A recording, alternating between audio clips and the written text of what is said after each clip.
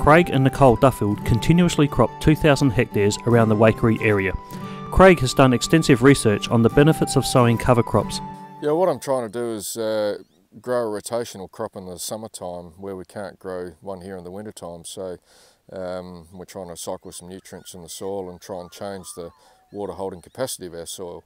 So by growing some warm season broadleafs and some warm season grasses, and I'm even throwing in some cool season broadleafs into the summer mix to try and get some diversity back into our soil.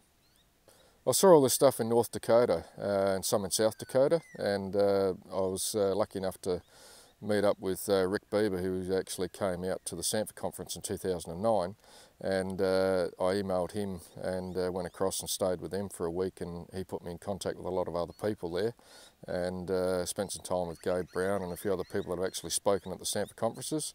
So and seeing what they've done over there, they've actually doubled their yields in the last 5 years just through cycling nutrients in the soil.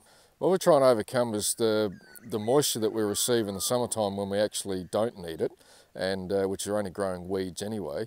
We might as well be growing something in there that actually can be feeding the bugs under the soil and start to build organic matter in the soil at a time when we're not using the soil. So we can utilise that moisture and grow a cover crop, put some residue, shade the soil from the hot sun that we receive here, and at the end of it, because we're not taking the cover crop to maturity, we're not actually using that much moisture than what you think you would, because we're not taking that through to the grain. We did have some moisture probes done, and we've now got the results back of those moisture tests. It looks like there was about 10 millimetres of different moisture between where there was a crop and where there wasn't a crop. What they haven't been able to tell me at this stage is what that is equating to available moisture for plants. And given the fact that since that cover crop was desiccated out, we've virtually had no rain since then, so I'm guessing that when we get the opening rain, available moisture is going to be about the same. Well, it can provide two benefits. One, we can get a rotational crop in the summertime when we haven't actually got anything growing. And the other thing is, once we get into the system and running after a couple of years, I think we can actually provide a food source for livestock.